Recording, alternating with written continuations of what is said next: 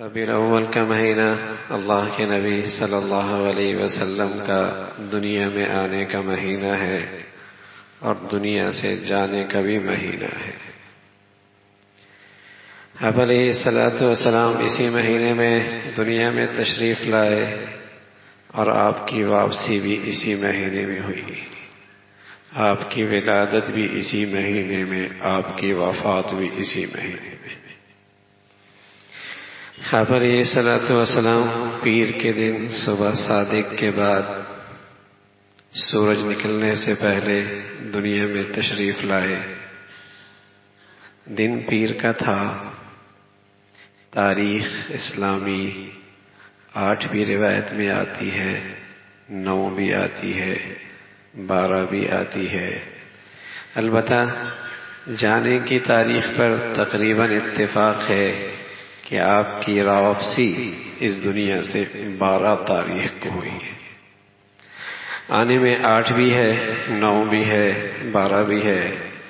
جانے میں تقریباً اتفاق ہے کہ آپ کی وفات 12 ربیع الاول کو ہوئی۔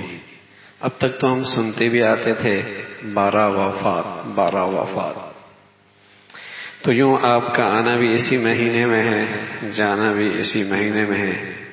لیکن صدیاں گزر گئیں، مسلمانوں میں اس تاریخ پر کوئی جھگڑا نہیں، نہ مسلمانوں میں اس کی وجہ سے انتشار تھا نہ اختلاف تھا، اس لیے کہ مسلمانوں کے ہاں اسلام میں چونکہ سالگرہ کا تصور نہیں، کرسمس کے انداز کی خوشی کا تصور نہیں، مسلمانوں کے ہاں برسی کا تصور نہیں، مسلمانوں میں ہیں چونکہ ولادت پر نبی علیہ الصلوۃ والسلام نے نہ اپنی اماں کی برسی منائی ہے، نہ آپ نے اپنی اماں کی یوم ولادت منائی ہے۔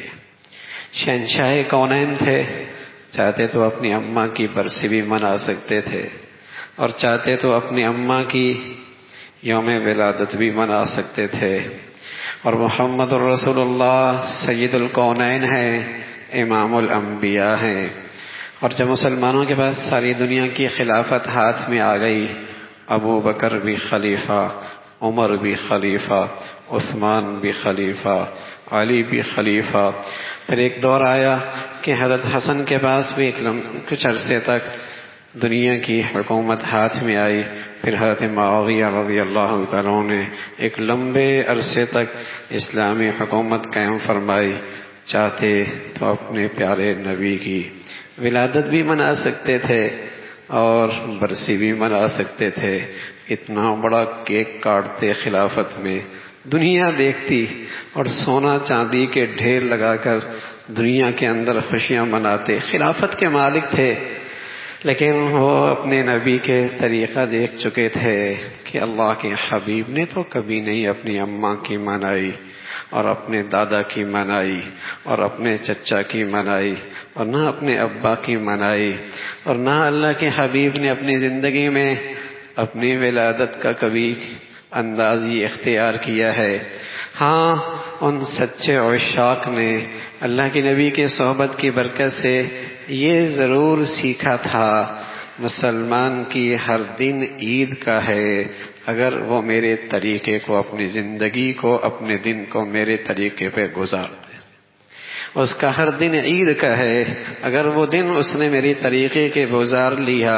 میری جسم سے نکلنے والی اتنی حسین زندگی اللہ نے امت کو دی ہے، اگر اس کا وہ دن میری طریقے کے مطابق، میری بتائی ہوئی زندگی کے مطابق ہوا تو وہ دن اس کا عید کا ہے، خواہ اس دن وہ زندہ رہے تب بھی عید ہے، اور قسم خدا کی اس دن وہ مرتا ہے تب بھی اس کی عید ہے۔ اس کی یہ عید ہی عید ہے۔ اگر میرے حبیب صلی اللہ علیہ وسلم کی زندگی اپناتا ہے پھر تو عید ہی ہے۔ ایک دن نہیں، سال کے 12 مہینے اور سال کے 360 دن، وہ سارے دن اس مسلمان کی عید کے ہیں اگر وہ آقا مدنی کی زندگی پہ چلتا ہے۔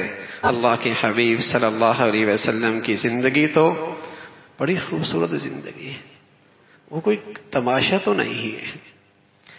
وہ عیسائیوں کے ہاں کھوکھلی محبت ہے، عیسائیوں کے ہاں کھوکھلی محبت ہے، ان کے ہاں عمل اطاعت نام کی کوئی چیز نہیں. وہ سال میں ایک دن اپنے نبی سے خوشی کا اظہار کرسمس کی شکل میں اظہار کر دیتے ہیں. مسلمانوں کے ہاں اس محبت کے کھوکھلے بن کا کوئی تصور نہیں. مسلمان تو ہر دن اپنے نبی سے عشق اور محبت کے ساتھ گزارتا ہے. اس کھوکھلی محبت کا اسلام میں کوئی تصور نہیں کہ سالانہ ایک دن، سالانہ چند دن، نہ.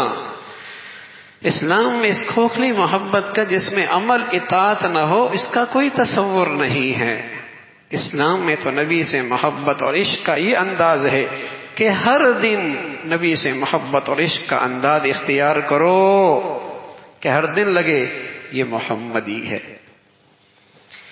یہ واقعی محمدی ہے، یہ عاشق رسول ہے، یہ محب رسول ہے.